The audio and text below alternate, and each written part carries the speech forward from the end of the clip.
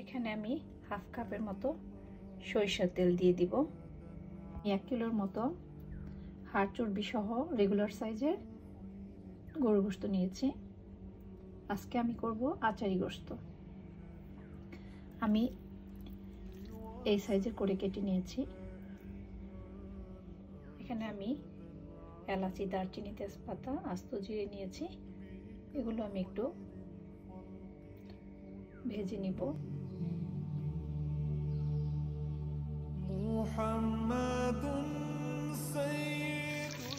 নেড়ে চেড়ে একটু ফোড়ন তুলে নিব।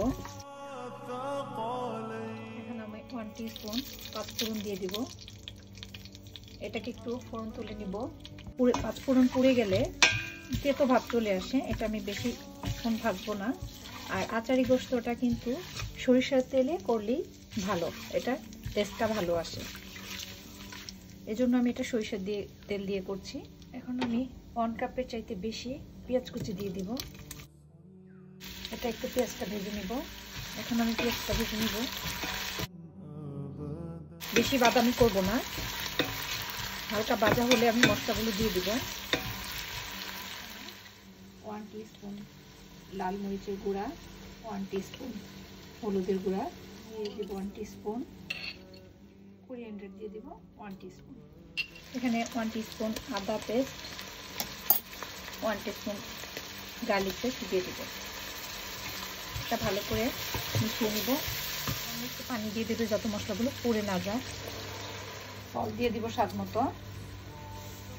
মশলাটাকে ভালো করে নেড়ে কষিয়ে নিব। মশলাগুলো কষানো হয়ে গেছে। এখন আমি মাংসগুলো ছেড়ে দিব। এখন আমি কেটে রাখা মাংসগুলো দিয়ে দিব।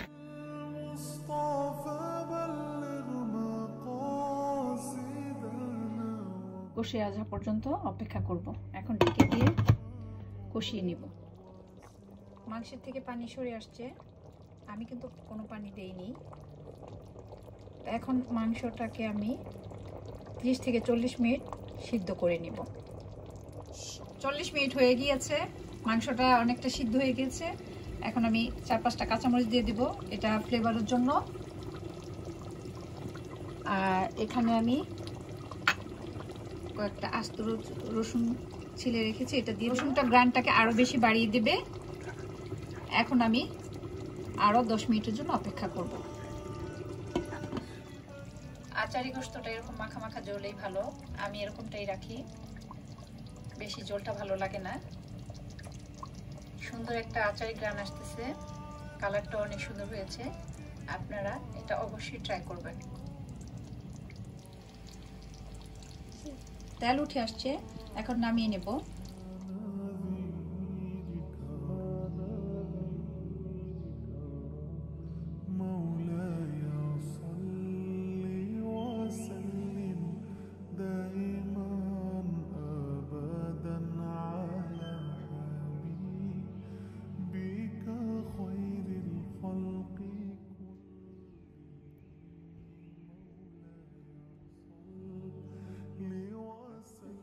এটা ভাত, পোলাও, রুটি, পরোটা যে কোনো কিছুর সাথে পরিবেশন করতে পারেন। খুবই সুস্বাদু আচারি গোশত।